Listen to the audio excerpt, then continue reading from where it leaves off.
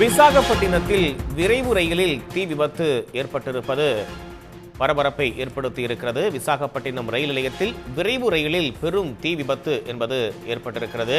விவரங்களோடு இணைகிறார் செய்தியாளர் ஜெயக்குமார்.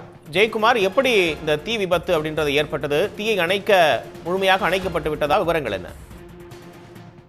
ஒடிசா மாநிலம் கோட்பார் ரயில் நிலையத்திலிருந்து ஆந்திரம் வந்து விசாகப்பட்டினத்திற்கு எக்ஸ்பிரஸ் ரயிலானது வந்து அதில் இருந்த பயணிகள் அனைவரும் கீழே இறங்கி கொண்டிருந்த போது திடீரென ஏசி பெட்டியிலிருந்து தீப்பிடித்து எரிய தொடங்கியது. அடுத்தடுத்து 3 பெட்டிகளில் தீ விபத்தானது பரவிய நிலையில் பயணிகள் அங்கிருந்த பயணிகள் அனைவரும் அலறி எடுத்து ஓடினர்.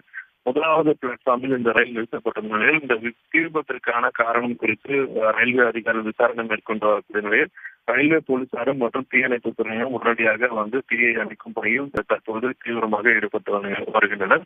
அதிர்ஷ்டவசமாக பயணிகள் அனைவரும் முன்கூட்டி இறங்கியதன் காரணமாக பயணிகள் யாருக்கும் எந்தவித ஆபத்தும் ஏற்படவில்லை என்று ரயில்வே அதிகாரிகள் தெரிவித்துள்ளனர்.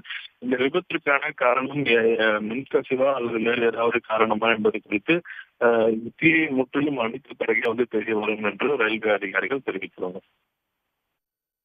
விவரங்களுக்கு நன்றி ஜெயக்குமார். சன் நியூஸ் வாட்ஸ்அப் சேனலை ஃபாலோ செய்யுங்கள். QR கோடை ஸ்கேன் செய்து சன் நியூஸோடு இணைந்திருங்கள்.